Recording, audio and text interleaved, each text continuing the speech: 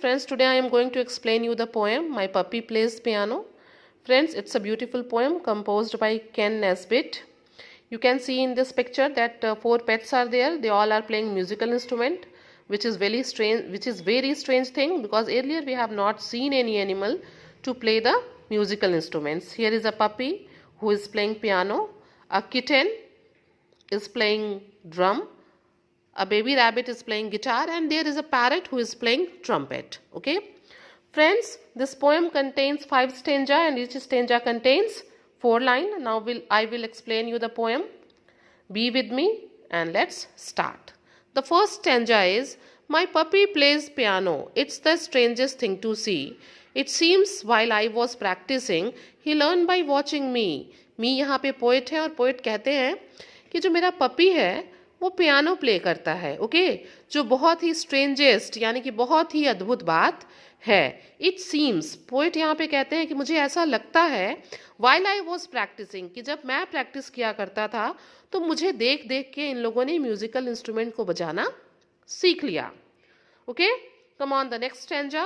He started out on chopsticks, then he learn to play some Bach. It was not long before he knew the blues and classic rock.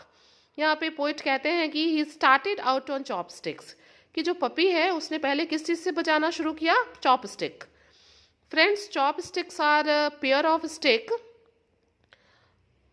Which is use to eat food. Okay, जैसे हम लोग spoon का, fork का use करते हैं, ठीक वैसे ही chopsticks का भी यूज़ करके चीज़ों को खाने के लिए किया जाता है. Then he learn to play some Bach. Friends, Bach is a famous German composer and musician, और उन्हीं के नाम पे जो है एक म्यूज़िक का नाम भी बैच पड़ गया. तो यहाँ पे कहता है पोएट कि पहले उन्होंने चॉपस्टिक से शुरू किया, फिर बाद में वो बैच को भी प्ले करने लगे.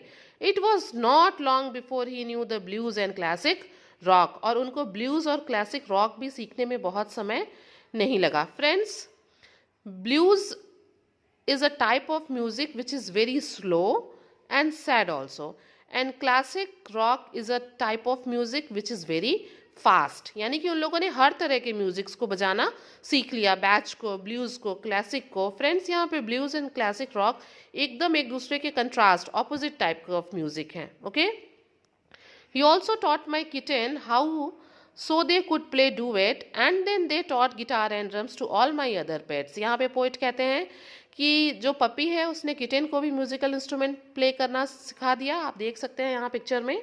ओके, क्यों सिखाया? सो दे कुड प्ले डुएट, ताकि वो डुएट परफॉर्म कर सकें.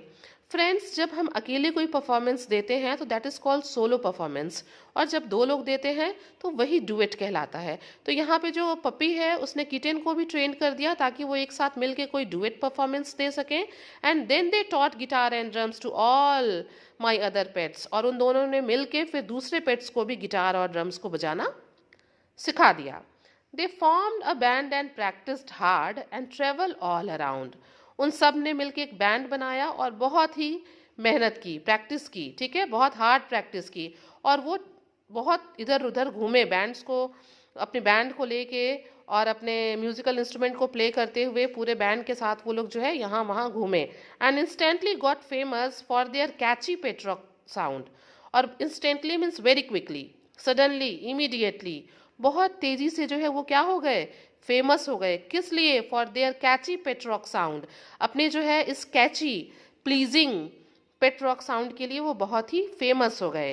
दे मेड अ स्मैश रिकॉर्ड. यहाँ पे स्मैश हिट रिकॉर्ड क्या है? ये जो है एक बहुत ही पॉपुलर सॉन्ग उन लोगों ने बनाया. And it was not very long before my pets were Millionaire. और इस सॉन्ग को बनाने की वजह से, इसको प्ले करने की वजह से, इसको सब जगह पहुंचाने की वजह से क्या हो गए?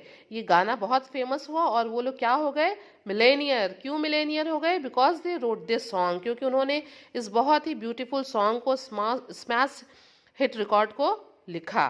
Okay friends, Ken Nesbitt has written this poem very nicely, and I think you understood the poem. If you like the poem, if it is fruitful for you, please do share to others, and very thank you for watching.